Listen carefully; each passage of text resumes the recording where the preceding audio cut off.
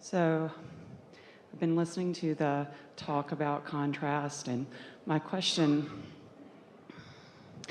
Did you say contrast or contrast? both.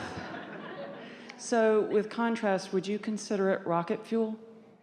Not at first. You can play it two ways. You can have a little contrast and know what you want and move toward it. And then have a little contrast and know what you want and move toward it. And have a little contrast and know what you want and move toward it. Then you wouldn't call anything about that rocket fuel. Or you could have a little contrast, know what you want, but talk about where you are. So have a little greater contrast and know more what you want, but not move toward it. Just talk about where you are. And then have more contrast and launch a stronger rocket. Now there's getting more fuel in this rocket. When you really know what you don't want, you really know what you do want. And when you let go, you fly further. And really, you all sort of like the drama of that. That's why it's like you hold yourself apart from it, because somehow you prefer the feeling of relief to all other emotions. And we say, hear us, this is the equivalent to that. When you stop hitting yourself over the head with a hammer, it feels good. It's a big relief when the hammering stops. But really? Right. That makes total sense, because last year I would say it was like Mr. Toad's Wild Ride with the contrast. Yeah. And I think I spread myself here, there, trying to fix everything, trying to, settle this, settle that. And well, that's all right. Because out of that comes clarity about what you want. You want different things at different times, and none of it is wrong. But what happens, have you noticed that once you come to a place where you feel pretty good, you wonder how you ever stood it before you got there? And we say, don't spend too much time reflecting on how far you've come, or you set yourself up for more unneeded contrast. Instead, revel in where you are. The best emotional and therefore vibrational attitude is satisfied with what is and eager for more. That's just the perfect understanding of how the universe works.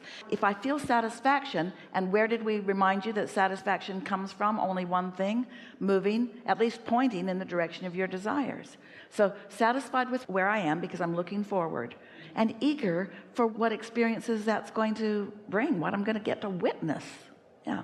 And I think at the end of that particular contrast, it was like a light bulb went off, like, oh, I get to decide, like I don't have to be doing what I'm doing. So once that clarity dropped in, I then turned toward what I wanted. And at the basis of everything that we've been talking about, especially this morning, is an understanding that you are not the rocket fuel. You are not the fuel at all. The law of attraction and the universal forces, that's the fuel. Humans are used to equating the amount of effort that they offer to the amount of results that they get. And it is backwards, because effort is indication of resistance that you believe is there, that you're trying to overcome with your action. Most people offer all of their action in response to the resistance that they've stirred up with their thoughts. So they have sloppy thinking and create a lot of resistance, and then work hard with action to compensate for the resistance. And that's why the more you're able to meditate and chill and appreciate and bask and be nice to yourself, not only with your behavior but with your thoughts, then the more you allow yourself to receive the leverage, and we mean leverage, of the power of the universe. One who is in sync with their inner being and source energy is more powerful than millions who are not. There's just no comparison. But how are you going to know that till you know it? How are you going to want ease until you've been overwhelmed? How are you going to know that? You can't focus yourself into the ease and flow of source energy until you've deprived yourself from it enough to realize that you have felt better and you don't right now, and maybe something different is required from you in order to feel better. But you got to admit how interesting this is. Oh, this is so interesting. Contemplate this just for a moment. So you were born from source energy, and you are an extension of source energy, which means you were born from pure love, and you are pure love. Just rest with that for a moment. And then you were exposed to contrast, which you did on purpose, and you watched others who got here before you did and forgot their extension, and then you felt negative emotion. and then you felt positive emotion, and then you felt negative emotion, and then you felt positive emotion. So the thing that is of such great interest to us is how any of you could ever give up the desire for feeling good, and how you would be willing to replace feeling good with the alternative. The departure from your own guidance system is really what all of our conversations are about, and the return to your guidance system and the return to your deliberate living of life experience. Don't you find it interesting that you are love, you are born as love? It's the dominant vibration that is within you, and it feels so terrible when you're not loving. It feels so terrible to be in a moment of criticizing. That just feels awful. You know that it does, and yet you acclimate to that feeling, and in the acclimation to that feeling, then you try to control the circumstances rather than just returning to the love. The point that we want to make, that we really want you to be in a vibrational place of hearing, is that you can return to the feeling of love easily, but you will never be able to control enough circumstances to stop your feeling of opposite of that. To try to control the circumstances so that you'll feel better gets you nowhere.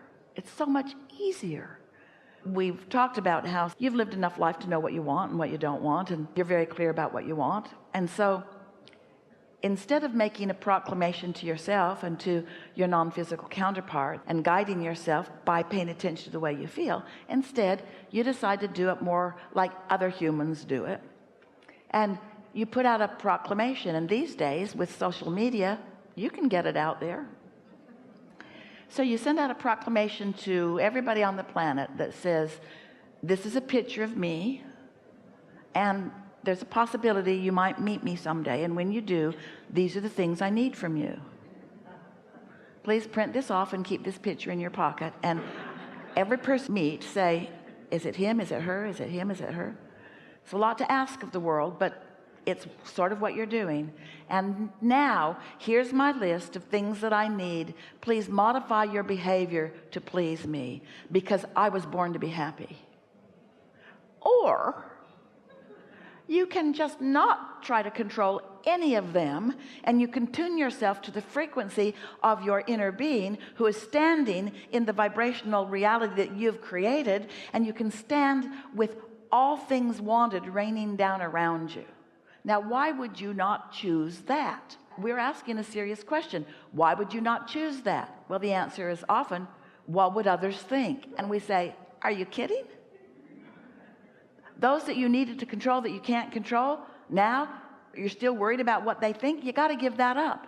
You got to give up trying to cater to the multitudes that have such a variety of trying to control you and need to control you, so that they, in their ignorance of who they really are, can feel a little better. We made you feel a little silly about trying to do that, and yet most of the world around you, that's really the game they're playing. They're joining together in groups, and they're putting out their memos about how they want to behave, and they want the world to conform to them. That's never going to happen, because you keep being born as new babes of energy with no intention of conforming. You're not born as regurgitators or conformers. You're born as creators. You're born to appreciate the variety from which you choose, that lines you up, a very clear picture of what you want. And then you intended to use your guidance system to know whether you're leaning in that direction, and you can feel by your satisfaction whether you are, or your dissatisfaction whether you're not. It is not complicated unless you try to include all of the other humans on the planet and convince them of the same. If you just do the work that is your work to do, you can accomplish it today while we are all here together, and you can live happily ever after. But if you are concerned about how others are going to view you as you are living happily ever after, because there are plenty of humans out there who are suffering so much that if you're not suffering, they don't like you. You need to suffer. Otherwise, we cannot be friends. You're either with me or you're against me. And if you don't suffer with me, then you don't care about me. And Jesus said, turn the other cheek. Do not focus in the direction of the suffering. turn in the direction of the well-being. It reminds me of recently I was in Cancun and we were with dolphins and we were told to swim out and 2 dolphins would come behind us and carry us forward. Well, you know, a lot of people went out and real stiff and I went out there and all of a sudden they appeared and whooshed me forward and then they released. And what I had to do is just relax into being support. Absolutely. And just relax. And it was support that I wouldn't have had otherwise. It was really quite beautiful. The dolphin understands what looking forward is about and what moving you in the direction of what you want is about and about what the basis of where you are is about and the stability of what is about. Not one of them swam around and said, it's not going to work out with this one. Every dolphin trusted every human because every dolphin knew mostly about the process. Yeah. It was beautiful. So now I'm looking at contrast and moving toward what I desire and enjoying the journey, truly. I'm enjoying this part of it where this piece gets put in, this piece gets put in, and like you're saying. So let's talk briefly about that because this is a big piece in all of this. If you have decided that you are a creator and you've decided to be deliberate about it rather than creating by default, rather than just reacting to life, you've decided to get out ahead of it, to prepave and to intend and to appreciate and to daydream, and you've decided to be a creator. And so you have thought some deliberate thoughts. You've been segment intending long range. I'm going to live happily ever after. You've segment intended more short range. I'm going to find a magnificent partner and I'm really going to enjoy life with this person. You've decided shorter range. I'm going to go on a Mediterranean cruise, or I'm going to go to a seminar, or I'm going to go to a movie. You've decided more short range. I'm going to go next door and have a really good lunch. You're segment intending as far out as you can do and feel ease while you're doing it. And so because you are getting really good at segment intending, now life is really responding to you in a wonderful way. And because you're segment intending, and so many of those things that you have explicitly and personally intended are showing up, pretty soon you begin to feel the power of your intentionality. And that's the deliciousness of deliberate. The satisfaction factor is a factor on steroids once you start making the correlation, the conscious correlation between what you intended and what the universe is yielding to you. That's just the best that it gets. And we're not talking about these great big, we are talking about these great big things, but we're not only talking about these great big things. We're talking about the intertwining, like our friends have been describing here today. Those things become as meaningful as great big things. The way the universe wraps around you and adores you and shows you your well-being in this moment and this moment and this moment and this moment and this moment, before long you begin to know your worthiness. It's not just this fleeting thought that you're hoping for. As a human, you stop waiting until you're in heaven hoping that when you get there someone will assign you the having been worthy label. Instead, you realize that your worthiness was always there, and lots of times you weren't letting it in, but now you figured out how to let it in. So you let yourself be loved. You see, Source is loving you, but if you don't let yourself be loved, you don't know Source is loving you.